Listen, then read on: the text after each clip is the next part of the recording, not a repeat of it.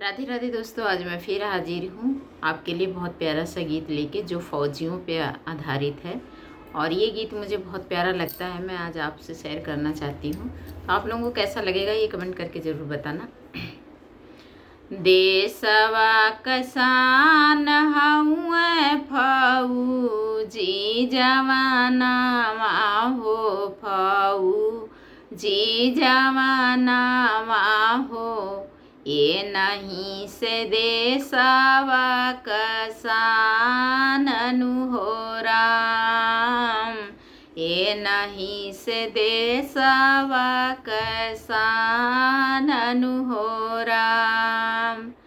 देश जब सूत जागे फौजी जवानावा हो, फौजी जवानावा हो। हाथवा में थामी के कमान हो राम, हाथवा में लिहले कमान हो राम। सावन भदौआ जब बरसेला सवनावा हो, बरसेला सवनावा हो। भीजत के बन पहरेदार हो राम, भीजत के बन पहरेदार हो राम। देशवा कसान हउए फौजी जवानावा हो, फौजी जवानावा हो। इह हउए देशवा कसान हो राम।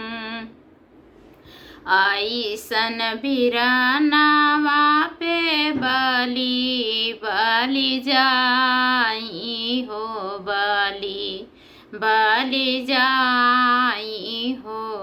देशवा पे हो न कुर्बान हो राम, देशवा पे हो न कुर्बान हो राम।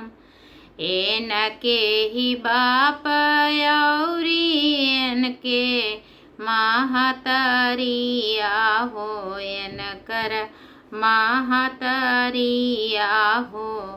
जनम ऐसन दुई लालन हो राम, जे जनमावे ऐसन लालन हो राम।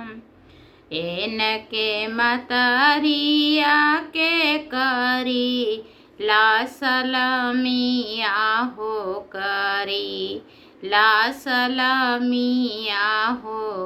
देशवा के ऊपर दिहनी लालन हो राम, सौंपी देहनी गोदिया कलालन हो राम।